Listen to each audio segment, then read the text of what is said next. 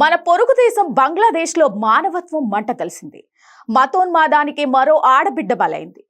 జైనేదా జిల్లా ఖాళీగంజ్లో 40 ఏళ్ల ఒక హిందూ విధవ పట్ల కొందరు కిరాతకులు రాక్షసంగా ప్రవర్తించారు. ఆమె నిస్సహాయతను ఆసరాగా చేసుకుని సామూహిక అత్యాచారానికి ఒడిగట్టారు.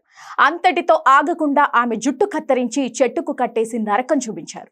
శరీరం నిండా గాయాలతో ఆ తల్లి పడుతున్న వేదన బంగ్లాదేశ్లోని హిందువుల దయానీయ స్థితికి అద్దం పడుతుంది. అయితే ఇంత జరుగుతున్న ప్రపంచం మౌనంగా ఉండడమే కలిచివేస్తుంది.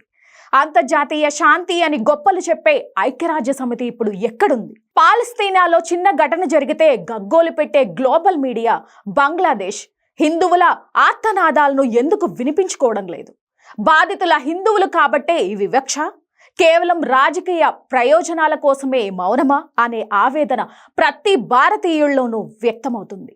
ఒక దేశంలో మెజారిటీ వర్గం ఆధిపత్యం పెరిగితే మైనారిటీల పరిస్థితి ఎంత భయానకంగా మారుతుందో చెప్పడానికి ఈ ఘటనే ప్రత్యక్ష సాక్ష్యం.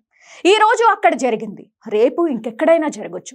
ఇప్పటికైనా ప్రపంచ దేశాలు, మానవ హక్కుల సంఘాలు కళ్ళు తెరవాలి. బంగ్లాదేశ్ హిందువులకు రక్షణ కల్పించేలా అంతర్జాతీయ స్థాయిలో ఒత్తిడి తేవాలి. లేదంటే చరిత్ర మనల్ని క్షమించదు.